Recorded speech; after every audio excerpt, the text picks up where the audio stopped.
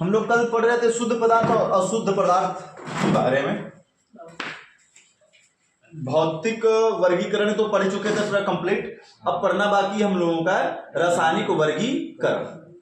रासायनिक वर्गीकरण के आधार पर पदार्थों को बांटा गया दो भागों में द्रव्य को।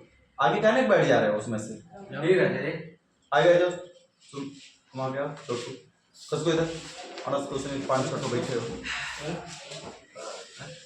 तो दो भागों में बांट दिया गया, एक शुद्ध पदार्थ में और एक अशुद्ध पदार्थ में। शुद्ध उसे कहा गया जो प्रत्येक का प्रत्येक वही चीज हो, जैसे दूध प्योर दूध है, एकदम से खाटे दूध है, मतलब पानी उसमें नहीं है। और जब उसमें पानी मिला देंगे तो दूध के कण के साथ साथ कोई दूसरे कण भी अगर उसी में मिल गए तो हम उसको क्या कर देंगे, अशुद्ध कह देते हैं। तो सेम वही बात होती है शुद्ध और अशुद्ध पदार्थ के भी केस में। शुद्ध पदार्थ की परिभाषा हमने लिखाया था, शुद्ध पदार्थ किसे कहते हैं लल्ला? तो शुद्ध पदार्थ वे होते हैं जो एक ही प्रकार के तत्व अथवा यौगिक से मिलकर क्या हो, बने हो। इसलिए शुद्ध पदार्थ को दो भागों में बांट दिया गया, एक बांटा गया तत्व में और एक बांटा गया यौगिक। ठीक है ना? तो आज हम लोगों को पढ़ना किसके बारे में है? तत्व के बारे में, कि तत्व कहते किसे हैं या तत्व होता क्या चीज है। ठीक है, तो चलो हेडिंग लिखा जाए तत्व। हेडिंग लिखा जाएगा तत्व।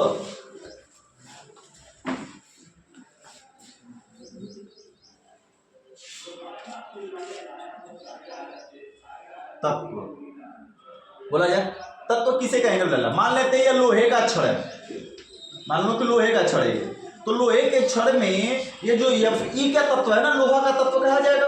तो इसके प्रत्येक जो कण होंगे वो किसके होने चाहिए? Fe के ही होने चाहिए। तो वे पदार्थ जो एक ही प्रकार के परमाणुओं से मिलकर क्या होता है, परमाणु शब्द ले रहे हैं, परमाणु का मतलब एक ही परमाणु होगा, चाहे वो Fe या कुछ भी हो। अगर हाइड्रोजन गैस है तो केवल प्रत्येक परमाणु क्या होना चाहिए, हाइड्रोजन का। अगर ये लोहे का छड़ है तो प्रत्येक क्या होना चाहिए, लोहे का होना चाहिए। अगर गोल्ड है तो प्रत्येक क्या होना चाहिए, गोल्ड Au का होना चाहिए। ठीक है ना? तो वे पदार्थ जिसके प्रत्येक परमाणु एक समान होते हैं, ठीक है, या समान प्रकार के परमाणु से मिलकर बने होते हैं, उसे क्या कहते हैं, तत्व कहते हैं। लिखो,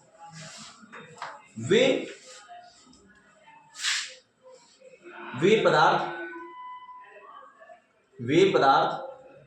जो समान प्रकार के परमाणुओं से मिलकर बने होते हैं, वे पदार्थ जो समान प्रकार के परमाणुओं से मिलकर बने होते हैं,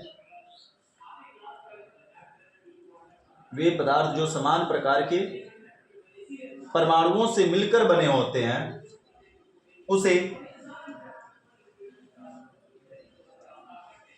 उसे तत्व कहते हैं। वे पदार्थ जो समान प्रकार के परमाणुओं से मिलकर बने होते हैं उसे क्या कहते हैं लल्ला, तत्व कहते हैं। क्लियर हुआ? उसे तत्व कहते हैं। तत्व 3 प्रकार के होते हैं। कितने प्रकार के होते हैं? 3 प्रकार के होते हैं। पहला नंबर धातु, दूसरा नंबर अधातु, तीसरा नंबर उपधातु। धातु, अधातु, उपधातु।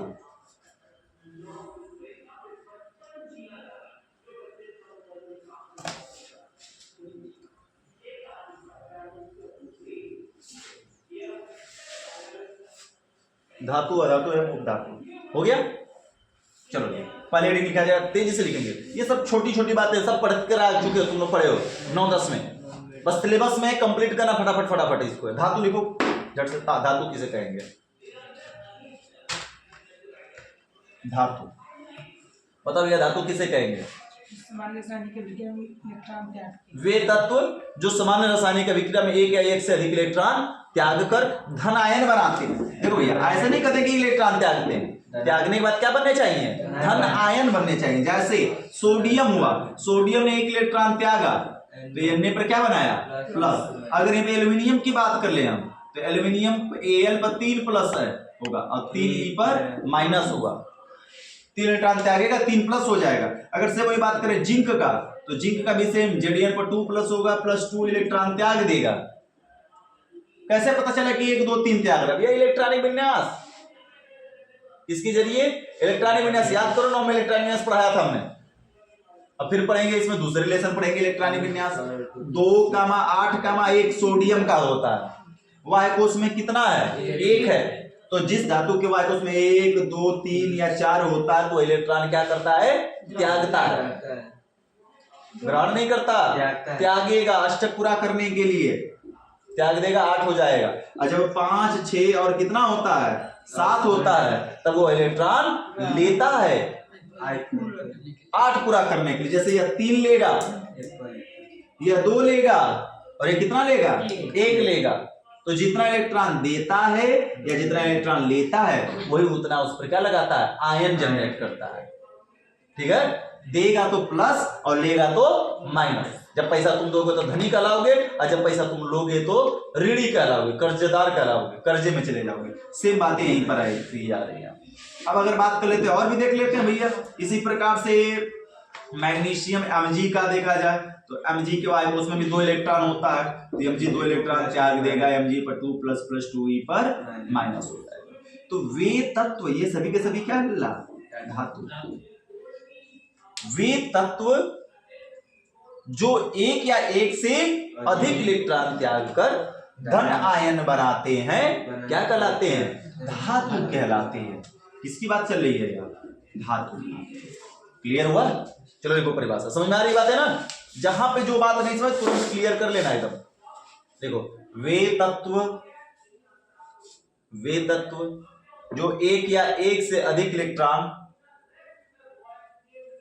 वे तत्व जो 1 या 1 से अधिक इलेक्ट्रॉन, वे तत्व जो 1 या 1 से अधिक इलेक्ट्रॉन त्याग कर 1 या 1 से अधिक इलेक्ट्रॉन त्याग कर धन आयन, वे तत्व जो 1 या 1 से अधिक इलेक्ट्रॉन त्याग कर धन आयन बनाते हैं, धन आयन बनाते हैं, धातु कहलाते हैं। वे तत्व जो 1 या 1 से अधिक इलेक्ट्रॉन त्याग कर धन आयन बनाते हैं क्या कहलाते हैं लल्ला? धातु कहलाते हैं। क्लियर है? चलो एग्जाम्पल उतारो फटाफट, एग्जाम्पल उतारो।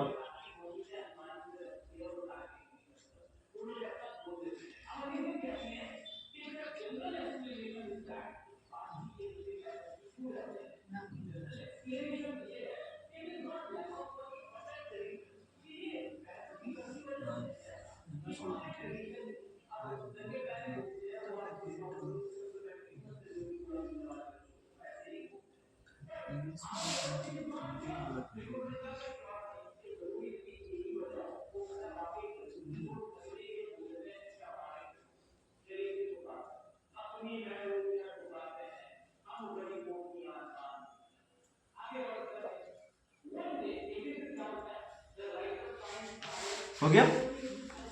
चलो जी जानते हैं। अधातु, अधातु किसे कहेंगे लल्ला? अधातु का मतलब कि गरीब आदमी भैया। और गरीब आदमी हमेशा क्या करेगा? पैसा लेगा, ग्रहण करेगा इलेक्ट्रॉन।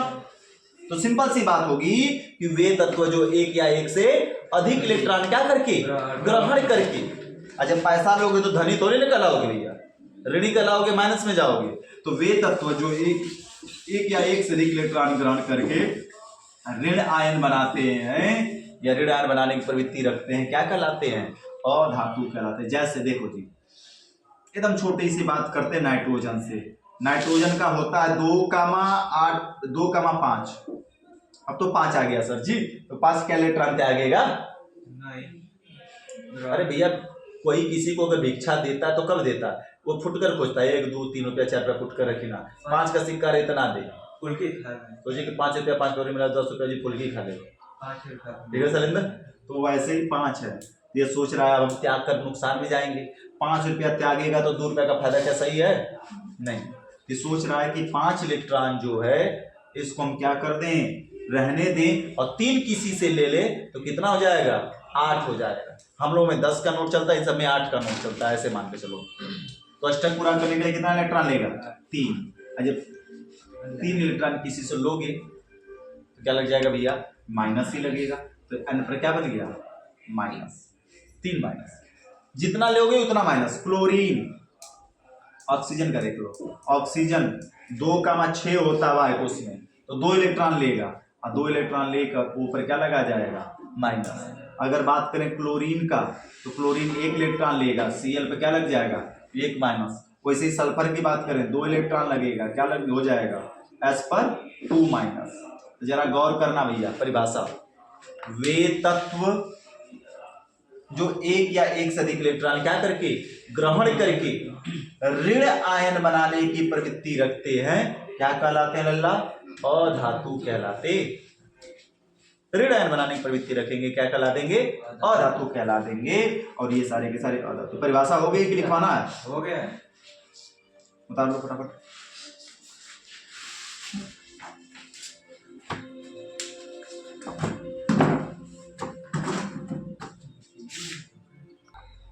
चलो जी, अब आगे बढ़ते हैं। धातु हो गया, अधातु हो गया, अब बारी किसकी है? उपधातु की। तो सर जी उपधातु किसे कहते हैं? देखो, कुछ आदमी ऐसे होते हैं जो तुम्हारे साथ और तुम्हारे दुश्मन के साथ, दोनों के साथ लगे होते हैं। तुम्हारे साथ आते हैं तो उसकी बुराई करते हैं, उसके साथ जाते हैं तो तुम्हारी बुराई कर देते हैं। वैसे ही उपधातु होते हैं। कहने के लिए तो सीधा सीधा कह दिया जाता है कि वे तत्व जो धातु अधातु दोनों का गुण रखते हैं। ऐसा सीधा सीधा लोग कह देते हैं कि वे तत्व जो धातु तथा धातु दोनों का गुण रखते हैं, उसे क्या कहते हैं लल्ला? उपधातु। लेकिन अब बताओ भैया कैसे माने कि दोनों का गुण रखेगा? कब रखेगा? कब धातु होगा, कब अधातु होगा, कैसे पता चलेगा? उसको पूरा डिकोड करेंगे ना कि वे तत्व जो धातु के साथ अधातु के जैसा और अधातु के साथ धातु जैसा व्यवहार करते हैं, उसको क्या कहते हैं? उपधातु में कहते हैं। जब धातु के मतलब देखो भैया, एक ऐसा मित्र होता तुम्हारे पास में, जरूर होगा, देखे होगे कि अगर ये ऐसा मित्र है कि जो अमीर दोस्त के साथ अगर जाए, पैसा वाले दोस्त के पास, इसका तमाम पैसा है, तो ये अपने आप को गरीब साबित कर लेगा, रोता हुआ कहेगा कि ना हमारे पास पैसा ना है, यही कि खर्चा पे खाएगा पिएगा, यानी गरीब बन जाएगा, इलेक्ट्रॉन लेने वाला बन जाएगा। और जब कोई ऐसे दोस्त के पास गया जो इससे गरीब था, कुछ ना इसके पास है, तब ये अपने आप एकदम खुश कहेगा पैसे ही पैसे हमारे पास, बताओ तुमको कितना चाहिए बे, हम पैसा देते हैं ना। हमारे घर में फॉर्च्यूनर गाड़ी सब खड़ी है, अपने आप को अमीर साबित करेगा, धनी। वहां पे ऋणी साबित कर रहा था और यहाँ पे साबित क्या कर रहा है? धनी। समझ पा रहे हो? तो वे तत्व जो धातु के साथ रहे तो अधातु बन जाए, और अधातु के साथ आए तो धातु जैसा बन जाए। ठीक है? धातु के साथ आने पर देखो, अब जैसे Na हो गया, सोडियम, सोडियम के साथ आर्सेनिक AS को हमने लगा दिया, और Sb भी ले लेते हैं, Mg के साथ हमने Sb को लगा दिया। आर्सेनिक और एंटीमनी 2 उपधातु हैं, और ये दोनों के दोनों धातु है लल्ला, ये दोनों क्या है? धातु है। तो इस स्थिति में यह दोनों कैसा काम करेंगे? अधातु की जैसा। यानी अभी इनसे इलेक्ट्रॉन क्या करेंगे? लेंगे, न कि इलेक्ट्रॉन देंगे। तो इलेक्ट्रॉन लेकर क्या बनना उससे मैटर नहीं करता, मैटर बस अभी इधर समझना तुमको। यहाँ पे बन जाएगा Na3AS, और यहाँ पर भी बन जाएगा Mg3Sb2। क्या बना उससे मैटर नहीं, मैटर ये करता है कि इसने इसको इलेक्ट्रॉन दिया, इसने इसको इलेक्ट्रॉन दिया, और ये इलेक्ट्रॉन ले लिया। लेकिन यही दोनों जो व्यक्ति हैं, यही जो दोनों व्यक्ति हैं, ये चले जाए नाइट्रोजन के साथ और ऑक्सीजन के साथ। नाइट्रोजन के साथ AS लग जाए और ऑक्सीजन के साथ Sb लग जाए। ये दोनों के दोनों नाइट्रोजन ऑक्सीजन क्या है? अधातु है। क्या है? अधातु। अब ये धातु जैसा ही कहेगा कि लो पैसा हमारे पास है, हमारे अब ये इलेक्ट्रॉन देगा इनको, अभी तो कैसा व्यवहार करेगा? धातु के जैसा। धातु के जैसा व्यवहार करेगा। यह इलेक्ट्रॉन त्यागेगा और यह इलेक्ट्रॉन लेगा, तो इलेक्ट्रॉन लेकर क्या बन जाएगा, देने वाला पहले लगता है, लेने वाला बाद में, तो AsN बन जाएगा और यह बन जाएगा भैया Sb2O3 बना लेगा। तो देखो सेम तत्व है दोनों का दोनों, धातु के साथ आने पर अधातु जैसा और अधातु के साथ आने पर धातु जैसा व्यवहार कर रहा है। इनको क्या कहते हैं लल्ला, उपधातुएं कहते हैं। और उपधातु टोटल 7 है। दो आवर्त सारणी दिखाएं कौन कौन सी और सारणी होगी कॉपी के पीछे, दो दो दो, दो। ये आवर्त सारणी जब खरीदोगे तो कॉपी के पीछे दिया रहता है। ये नीला वाला जितना है, नीला वाला BSIGE AS SBTE और PO, ये सातों के साथ follow for a reason BSIGE AS और SB और क्या हो जाएगा, नहीं दिखाई दे रहा इधर ना, TE और PO, ये सातों के सातों क्या है भैया, उपधातु है। नीले रंग से ऐसा दे दिया रहता है, हरा रंग से दे दिया था, रंग दिया था BSIGE आर्सेनिक, मतलब कि boron, silicon, germanium, arsenic, antimony, ठीक है ना। तो इस प्रकार से करके उपधातुएं हैं ये, इनके अलावा कोई सात के अलावा कोई उपधातु नहीं है, यानी थाला फारा रीजन है, ठीक है। लिखा जाए, लिखो लिखा जाए, देखो वे तत्व, उपधातु हेडिंग लिखना, वे तत्व जो धातु के साथ अधातु जैसा, वे तत्व जो धातु के साथ अधातु जैसा तथा अधातु के साथ धातु जैसा व्यवहार प्रदर्शित करते हैं, अधातु के साथ धातु जैसा व्यवहार प्रदर्शित करते हैं, अधातु जैसा व्यवहार प्रदर्शित करते हैं, उपधातुएं कहलाती हैं। उपधातु कहलाता है या कहलाती हैं।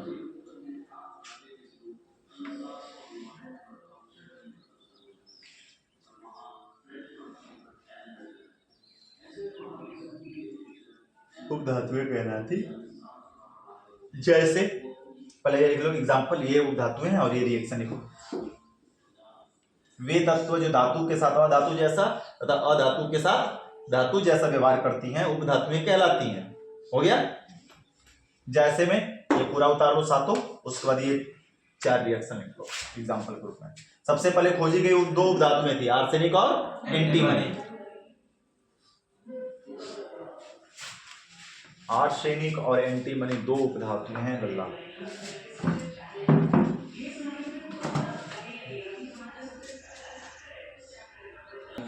किसी को कुछ पूछना जो समझ में ना आया हो या ज्यादा समझ में आ गया बताना हो दोनों तो कुछ हो सकता है ना, दोनों में से बीच में, ना ज्यादा समझ में आया ना कम समझ में आया, मतलब समझ में आ गया बस, ठीक है। सलेंडर चलो, अब यहाँ पर तत्व का खेल खत्म। अब कौन बचा भैया शुद्ध पदार्थ में, यौगिक। हेडिंग लिखो यौगिक।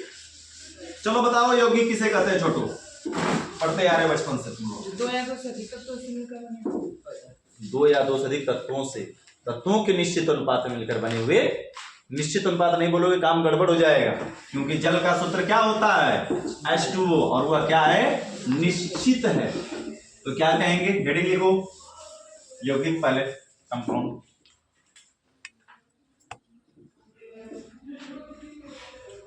देखो सुनो जी लल्ला, क्या कहेंगे, 2 या 2 से अधिक तत्वों के निश्चित अनुपात में मिलकर बने हुए, 2 या 2 से अधिक तत्वों के निश्चित अनुपात में मिलकर बने हुए पदार्थ को क्या कहते हैं लल्ला, यौगिक कहते हैं।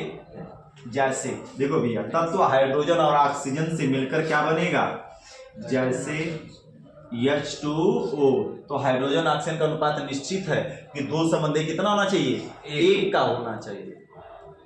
2 संबंधी 1 के अलावा अगर कोई और चल रहा है तो निश्चित अनुपात नहीं है, तो मामला क्या होगा, गड़बड़ हो जाएगा। कार्बन डाइऑक्साइड 1 संबंधी 2 का, मीथेन CH4 1 संबंधी 4 का, सल्फ्यूरिक अम्ल H2SO4 2 संबंधी 1 संबंधी 4 का, ETC इत्यादि।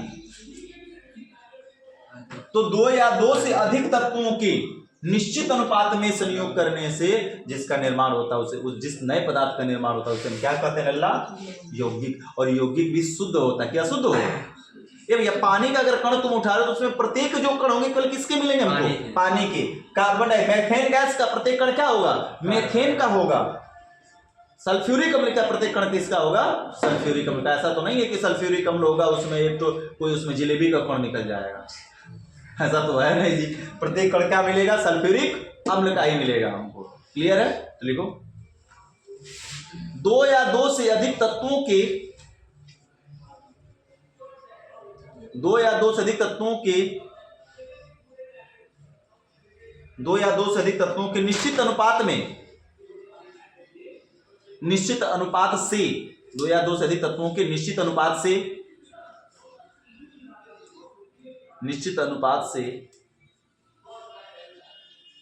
मिलकर बने दो या दो से अधिक तत्वों के निश्चित अनुपात से मिलकर बने नए पदार्थ को दो या दो से अधिक तत्वों के निश्चित अनुपात से मिलकर बने नए पदार्थ को क्या कहते हैं लल्ला? यौगिक कहते हैं। यौगिक कहते हैं।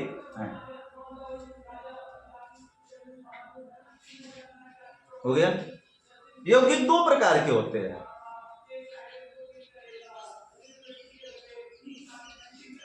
यौगिक दो प्रकार के होते हैं।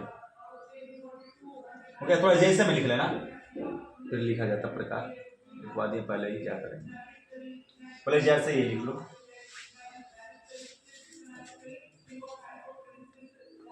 दो प्रकार के ऊपर थोड़ा सा लिख लो छोटू, अगर जगह खाली तो दो प्रकार के ऊपर जैसे एग्जांपल यौगिक कहते हैं, लिखा ना ये दो प्रकार के होते हैं। उसके बाद में थोड़ा सा इसको उतार लो जैसे बोलते हैं पहले ही, क्या करेंगे उसमें एग्जांपल। अरे कुछ भी लिख लो, कोई जरूरी नहीं कि यह देख कर लिखोगे एकदम से। कोई भी यौगिक बना लो। धरती पर बहुत सारे कंपाउंड है जो तुमको याद नहीं है। ठीक है, चलो जी। दो प्रकार के होते हैं। कौन कौन से लल्ला? यौगिक, कार्बनिक यौगिक और कार्बनिक यौगिक। कार्बनिक यौगिक और दूसरा है अकार्बनिक। इनकी दो दो परिभाषा है, हम लोग जानेंगे। जो नई परिभाषा उसको तो जानेंगे लेकिन पुरानी परिभाषा भी जाना जाएगा। सबसे पहले कार्बनिक यौगिक के बारे में थोड़ा सा पता समझा लेते, उसके बाद दिखाते हैं। कार्बनिक यौगिक किसे कहा जाता था उस समय? पहले कहा जाता था कि वे पदार्थ, सुनो लिखना नहीं है, वे पदार्थ जो लिविंग ऑर्गेनिज्म से पाए जाए, यानी सजीवों से पाए जाते हैं। वे पदार्थ जो किसे पाए जाते हैं? सजीवों से पाए जाते हैं। उसे क्या कहते हैं? कार्बनिक यौगिक कहते हैं। ये तो मामला तय था जी। मतलब उस समय प्राचीन काल में पहले की जो बातें थी, उस समय ऐसा था कि जो कार्बनिक यौगिक उसे बना नहीं सकते। वो केवल किस में पाया जा सकता है? जीवित जो सजीव है, जैसे पेड़ पौधे इंसान जो सजीव हैं उनसे पाया जा सकता है, लिविंग ऑर्गेनिज्म से, नहीं सजीवों से। ये कुर्सी से नहीं मिल सकता। लेकिन ये भी तो कार्बनिक है आज के डेट में, ये भी तो कार्बनिक है। तो क्या हुआ? परिभाषा बदलनी पड़ी बाद में। क्यों बदलनी पड़ी? कैसे? क्योंकि लैब में सबसे पहले एक ऑर्गेनिक कंपाउंड बनाया गया। बताओ कौन सा? लैब में बनाया गया सबसे पहला ऑर्गेनिक कंपाउंड यानी कार्बनिक यौगिक कौन है? इसलिए पहला शब्द लिखा जाता है, क्योंकि पहले लैब में नहीं बनाया जा सकता था, ऐसा लोगों को मानना था। इसलिए कहते थे कि वे पदार्थ जो सजीवों से प्राप्त किए जाते हैं या सजीवों में होते हैं उसे हम क्या कहते हैं? कार्बनिक यौगिक कहते हैं। लेकिन सबसे पहली बार एक बार बना दिया गया लैब में ऑर्गेनिक कंपाउंड। पहला ऑर्गेनिक कंपाउंड जो लैब में बना था, याद है? अरे गधों, बचपन से पढ़ते आ रहे हो।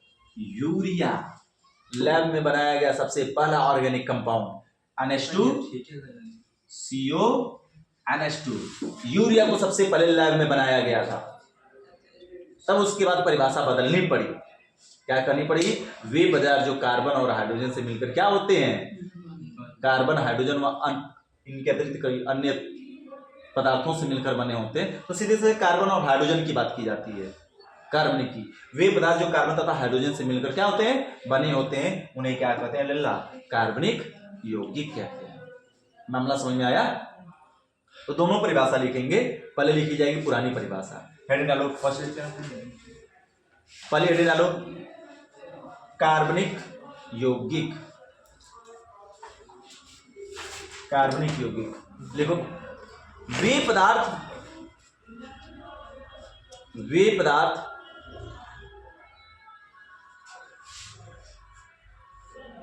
पदार्थ जो सजीवों से प्राप्त किए जाते हैं, वे पदार्थ जो सजीवों से प्राप्त किए जाते हैं, सजीवों से प्राप्त किए जाते हैं, उसे कार्बनिक यौगिक कहते हैं। वे पदार्थ जो सजीवों से प्राप्त किए जाते हैं उसे कार्बनिक यौगिक कहते हैं।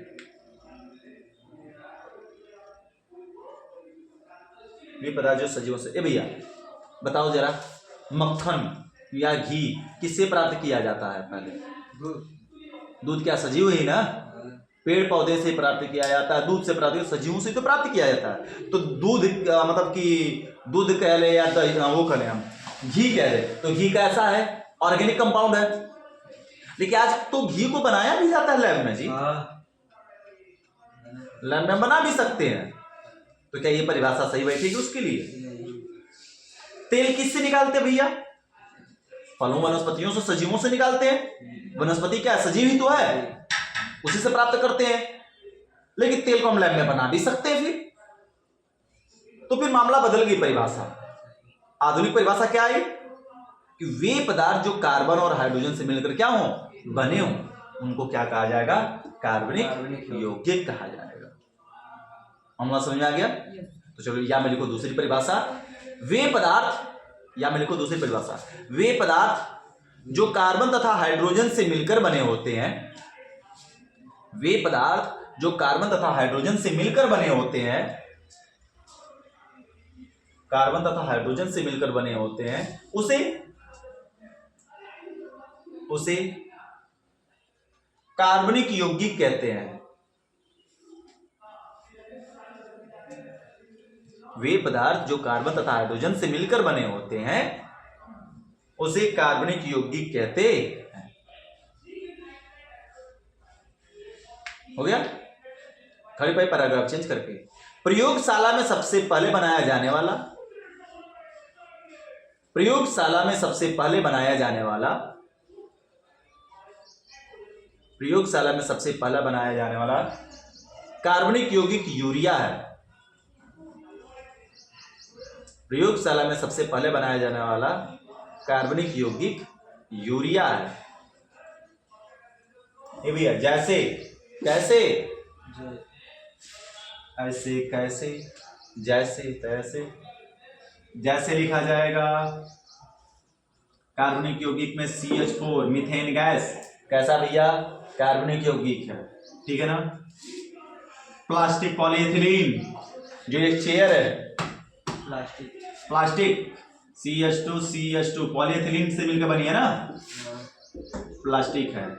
ग्लूकोज C6H12O6, चीनी C12H22O11, ठीक है ना।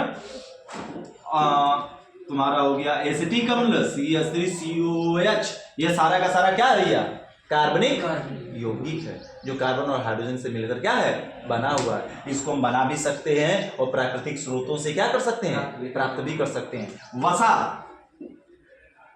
वसा जैसे हो गया, ठीक है ना, ये आदि ETC इत्यादि, ये सारा कुछ क्या हो गया लल्ला, कार्बनिक। तो याद रहेगा, लैब में सबसे पहले बनाया जाने वाला कार्बनिक यौगिक कौन है, यूरिया है। तो सबसे प्राचीन परिभाषा क्या होती थी कार्बनिक यौगिक की, कि वे पदार्थ जो सजीवों से क्या किए जाते हो, प्राप्त किए जाते, क्यों सजीव से, उसे हम कार्बनिक कहेंगे। लेकिन बाद में लैब में भी बनाया जाने लगा, और लैब में सबसे पहले कौन बना था, यूरिया। तो परिभाषा में बदलनी पड़ी, क्योंकि ये तो नहीं ना भैया किसी मनुष्य या स्रोत से प्लास्टिक प्राप्त किया गया, इसे बनाया गया है। तो परिभाषा बदलनी पड़ गई कि वे पदार्थ जो कार्बन और हाइड्रोजन से मिलकर क्या हो, बने होते हैं, उसे क्या कर देते हैं, कार्बनिक यौगिक कर देते हैं, ठीक है ना। बाकी कल पढ़ा जाएगा और कार्बनिक यौगिक, ये लेक्चर में हम लोग का 5 था शायद ना।